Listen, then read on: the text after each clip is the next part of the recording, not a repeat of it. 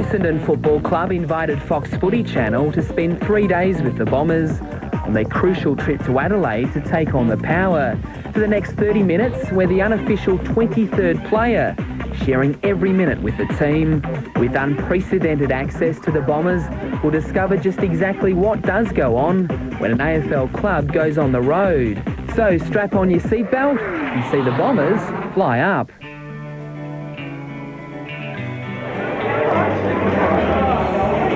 They might have arrived in enemy territory, but there are still some Bomber supporters at the Adelaide airport as the players arrive. And you think the Bombers Shake my hand.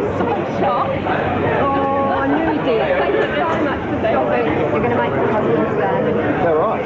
You are, yeah, he's a huge Bombers fan. He went to see you play in England. As they all wait for their bags, it's a chance to check what's going on in Adelaide or let people at home know they've arrived safely. Quick, everyone slip through, killer! Grab it!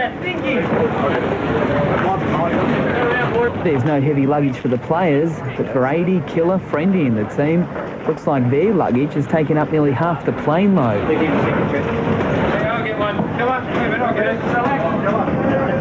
it. It's straight to Amy's Stadium for the team's final training session, and Sheeds instantly finds some new friends. What's going on here?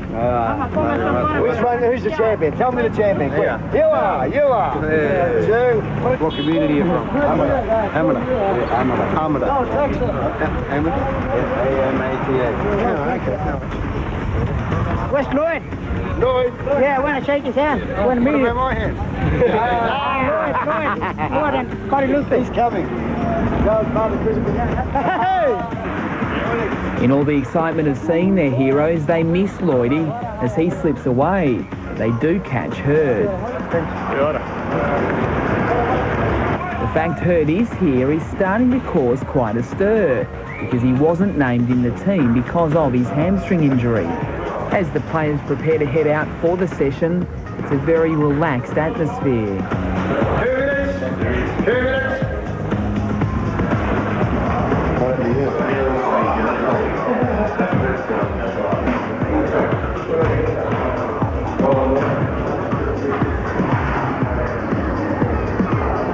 As they go out, there's one player left in the rooms. It's Kepler Bradley, and Sheeds corners him to tell him the daunting news. He's got the job on Warren Treadray tomorrow night. Tries. I mean, it's nothing, that's all you want to say to your whole country, is you just try things and have a crack at things and have a go and apply yourself and work hard. All those sorts of things are what Kepler Bradley's about. So he's got ability naturally, but it's one of his strengths is he puts a fair bit into his footy and a fair bit into his effort. As the discussion finishes, the players come back in. The mood becomes serious as the main man issues the instructions to his players. As the training session officially gets underway, Sheeds has a date with the Adelaide press. They've all seen Hurd with his teammates, and they're dying to know why. We all like the big games in footy, and James Hurd's out there having a run with the rest of his teammates. That's exciting. Well, it is. He's captain of the club. He's come out for the game. It's a very important game for us. How close is he, though, Kevin? Very close. Even though Hurdy's training, he's definitely not playing. He'd already been on the training track at Windy Hill this morning to test out his hammy, and now he hardly gets out of a walk as he supports his teammates. But Sheeds has left the door open that Hurdy might play, and they all walk right through. Now, we all know, of course, Hurd wasn't named in the Bombers squad, so if he is to play, the club would have to pay a hefty fine. But it makes you wonder, is Kevin Sheedy up to his old tricks? He's not worried about paying fines. Andrew Lovett missed training on Wednesday and was instead at home in bed with tonsillitis. Today, he's restricted to kicking goals and nothing else. But everyone is sure he will play. He'll be right. He just, on the train too hard. There'll be nothing of him left. He walked past me the other day. I didn't even see him. That's pretty thin.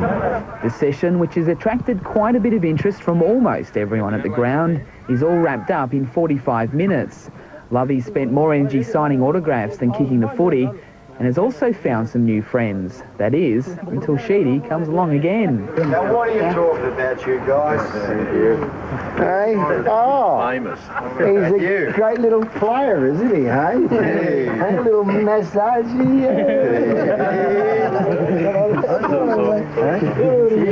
He's from the Preston community. Melbourne. Thank you. What do you want to see if I can spell? Yeah. You don't think I can spell my name? You give me a hard time, won't you? Hey? Watch your hand. Oh, head down, baby. Yeah, watch your hand. I'm a wake up. I've got eyesight too, you know. Yeah. I got good vision. I'll give you a smile, all right? No worries. No worries. Oh, you want to get now, you got to talk Irish if you talk to me. Don't talk that bloody Australian language. I'm Irish, all right? 67. Yeah. We don't want to know your weight or your age. From the ground, it's to the team hotel in the middle of town. And the frenetic pace of the day doesn't stop there. Each player is assigned to their own room, and after a quick freshen up, it's into the all-important team meeting. Sheeds quickly transforms himself from the joker to a senior AFL coach. And you can see the difference with just a very quick glance. This is where a week's worth of planning is conveyed to the playing group by the coaches. It's when the team is finalised, what role each of the 22 players will have, and a reminder of the ramifications of what a win or a loss will have on the team. And most importantly, it's where all the tactics are discussed. Got a couple of boundary line throw-ins, a couple of centre bounces, a couple of ball-ups. We're only allowed to film 10 minutes, but quickly you can sense the serious nature of the meeting.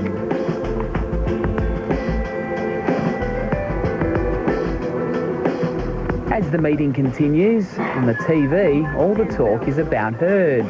Looks like Sheedy has fooled everyone. Now, Kevin Sheedy is up to his old tricks on the eve of Essendon's clash with Port Adelaide. Meanwhile, Essendon coach Kevin Sheedy has hinted James Herd could play against Port Adelaide tomorrow night. A spare function room in the hotel is transformed into a multi-purpose base camp for the team. There's all sorts of different food on offer for dinner, and the players don't hold back in helping themselves. After dinner, it's the players' time. So we arm Justin Murphy with a camera of his own to find out exactly what's going on. The H2O, Mount Franklin. Hydrating, yeah. Yeah, and we get the old glucose in with the naturals. Nice. Yeah. And yeah, it's half time at the moment, so this is when I call people from home and ask them how they're going. I may as well start doing myself.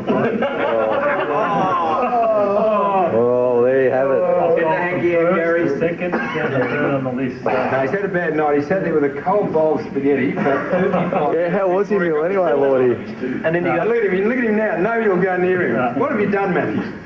How was your meal, Lordy? Pretty ordinary, man. So, Sheeds, is this your normal match preparation? It's kind of stuff there. I just want to angle in here and find out what you guys call. Plus, I don't want my steel heel to get rusty. Oh,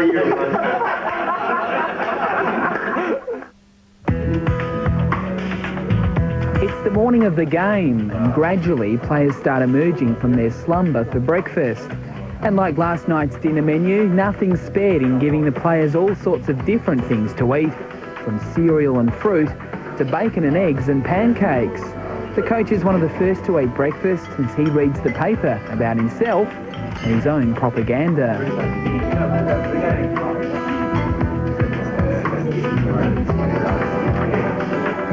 After breakfast, the players have got 6 hours to fill before they head off to the ground. Solly, Welshie and Spike muck around in Solly's room, their new favourite drink. Got me a cool day. Keeps the doctor away. But it is the time the players find frustrating, sitting around and simply waiting. I don't even know. Star Trek and that? I generally sort of try to sleep in a fair bit to about 10 o'clock and get down and have some breakfast and then come back up, lay down for about probably another half an hour, and I actually try and get to the beach if we go to interstate and there's a beach around, and jump in the water and just freshen up, so it just fills the day in a bit as well. So you might have some lunch down at Glenelg as well, and then get back and get ready. If you're back at home, you can go and see mates and family and that sort of stuff, but when you're over here, you've sort of got to try and kill time without using too much energy and without sort of thinking of the game, because you sort of play it in your head 500 times before you get there, and you're pretty stuffed before you even get to the game. Swaggy, what's going on, mate? Yeah, we'll go down the beach. Just walk in the water and stuff. Yeah, met in the 4 and about 5. Smokey joins the trio as Solly hijacks the team van as they head down to Glenelg. Shopping becomes the major focus for the boys. Anything, it appears, to keep their mind off tonight's match. Do you want a mirror, mate? Does he want a mirror? You got 4? You don't want to be thinking about the whole game today. I mean, when it comes closer to the actual start of the match, you'll start thinking about those sort of things, but just now, just relax and just enjoy the day. I think you can analyse the game and, you know, start the nerves a bit earlier than what you probably should, and probably don't, you know, can affect your game sometimes. In the end, it's just a game of footy and you go and have a bit of fun. They get back just in time for what will be their last meal before the match. As fitness guru, John Quinn makes sure everyone is eating the right things. We choose what we have on meals. I'm probably more concerned when we have a buffet style like this that they eat too much. So I suppose I'm a bit of the food police in that regard. I look to see who goes back 2 or 3 times to have something to eat. And look, you've also got to make sure that they like the food. If it's not that good and they're not eating enough, then they'll tend to wander outside to get their food. After Kepler's finished his lunch, he reflects back to what Sheedy said to him before training yesterday. Just basically said, when you get back to the hotel, get Warren Treadrow's videotape and just see what he does, see where he leads and how he marks the ball and what his best attributes are. So, yeah, I've done that and pretty much studied him up, so just waiting to go tonight. Was it a sleepless night?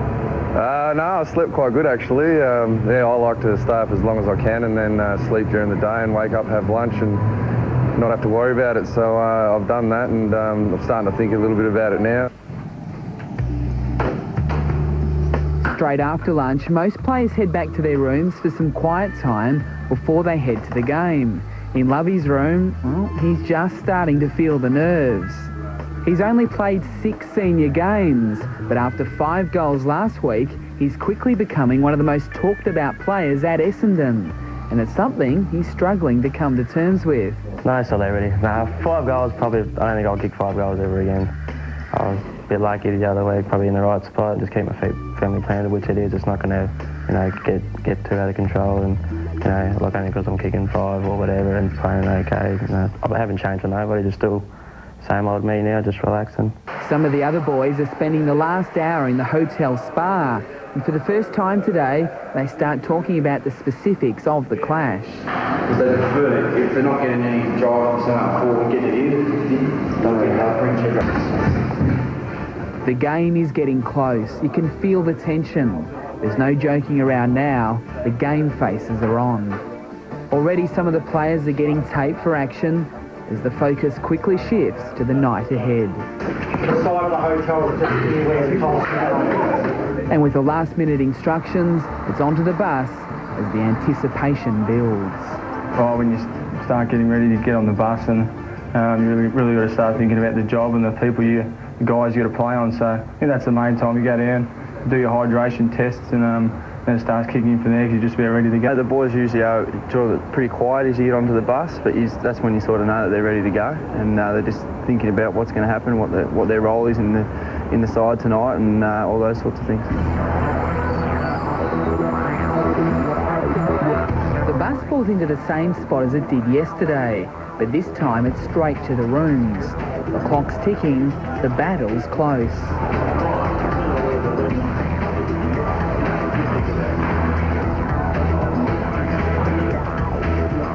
The first of the team meetings start as the defence gets together and listens to Dean Wallace.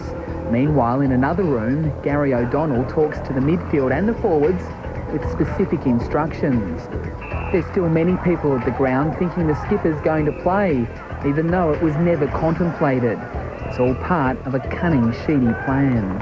Yeah, I think Sheedy's just presented with an opportunity he couldn't refuse. You know, he loves the games and all that sort of stuff. And as I said, it wasn't intentional. I think that he was just presented with an opportunity that, you know, he couldn't refuse. As the players come out of their last meeting, this time with Sheedy, they have the next 45 minutes to themselves.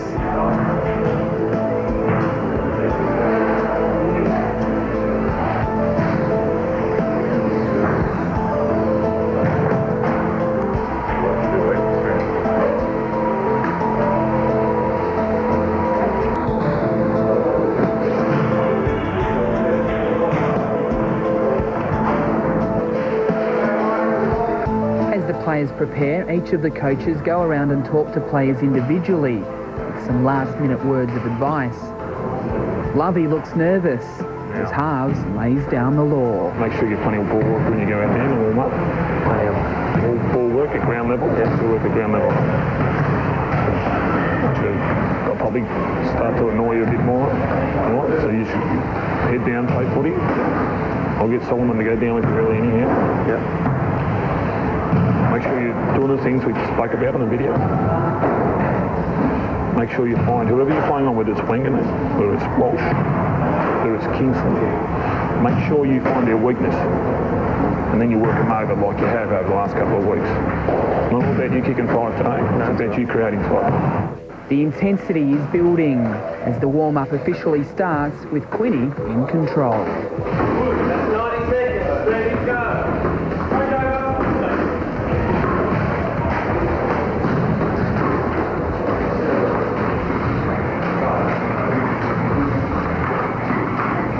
Biggest goal, first quarter.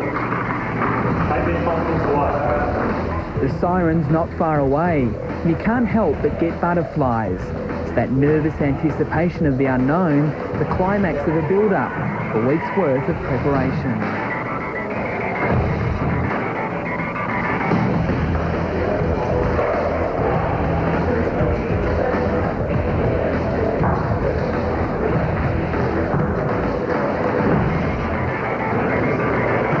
And then it's time, as Lloyd leads them onto the big stage of Saturday night football.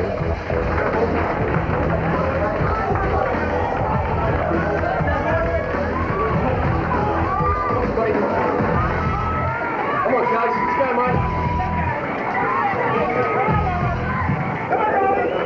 As Kepler says hello to Mr. Treadray, the siren sounds to get the game underway, and the Bombers get a dream start, giving them hope for the first 3 quarters.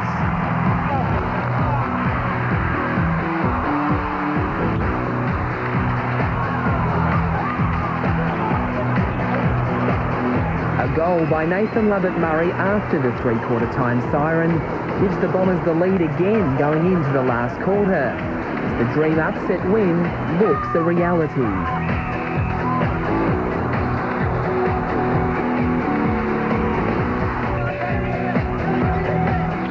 But there was to be no fairy tale tonight.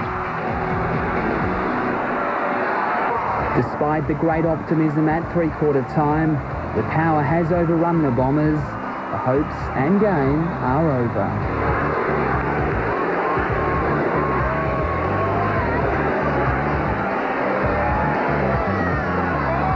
It's a long walk up the race for what has quickly become a bleak excursion to Adelaide.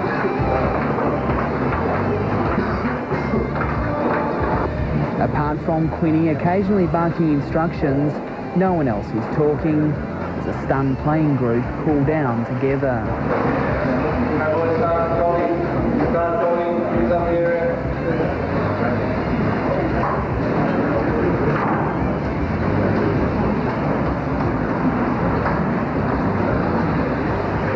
The medical team also quietly goes about its business, talking to each player individually, assessing the damage.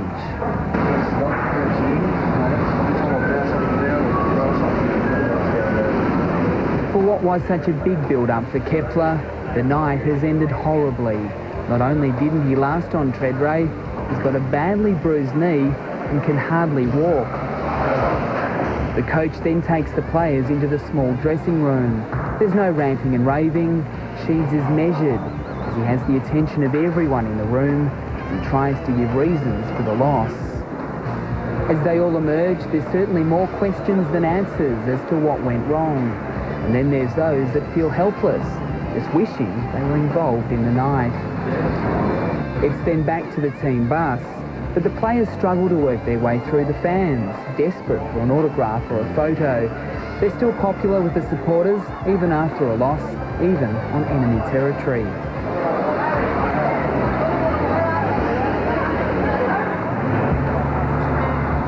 After a half-hour ride, the bus pulls back into the hotel and slowly they emerge.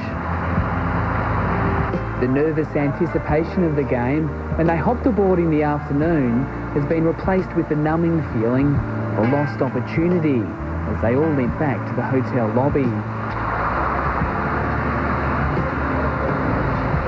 This time, the Bombers' base looks more like a hospital ward. Players either receive treatment or get stuck into their latest serve of pasta. The harsh reality of the loss is starting to sink in as they reflect on what might have been.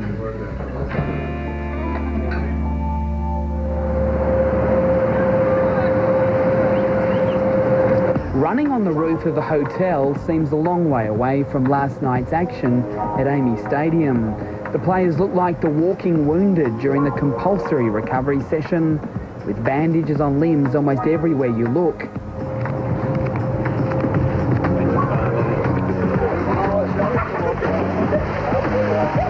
It's noticeable even in the short time since the players arrived for the session that the mood has lifted significantly. It's all part of not dwelling on last night's disappointment, but instead already looking to the next battle. It almost starts as soon as that game ends. Are we warming down or are we warming up for next week? You know, you could probably debate it either way. That's what makes this job so exciting. I mean, it just keeps on coming, and every week's different. You don't know what you're going to get, and footy is such an unpredictable game. You know, we lost last night. We've got 6 days for retribution. After the water action, it's either time for breakfast, or if you've got some sore spots, an opportunity to be assessed by the medical team.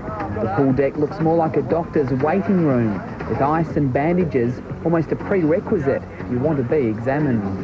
Yep, it's bent, definitely bent, yes. They're your pants. Yeah, but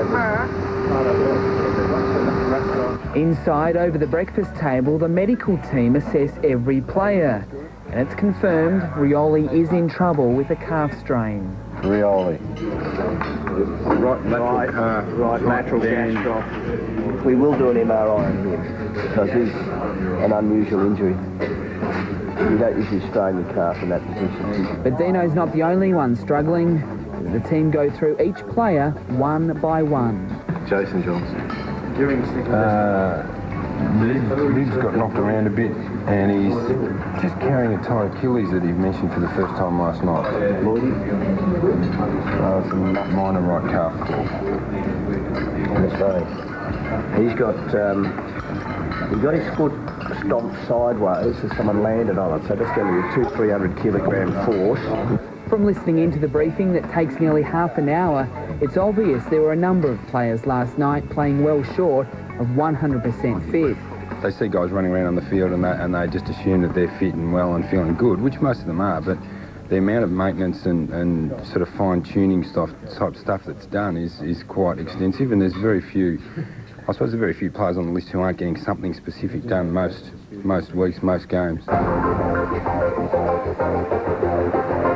So with the recovery session and breakfast finished, it's time to go home.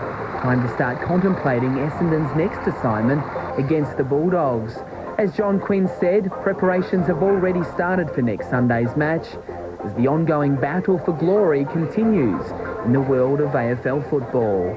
It just never stops.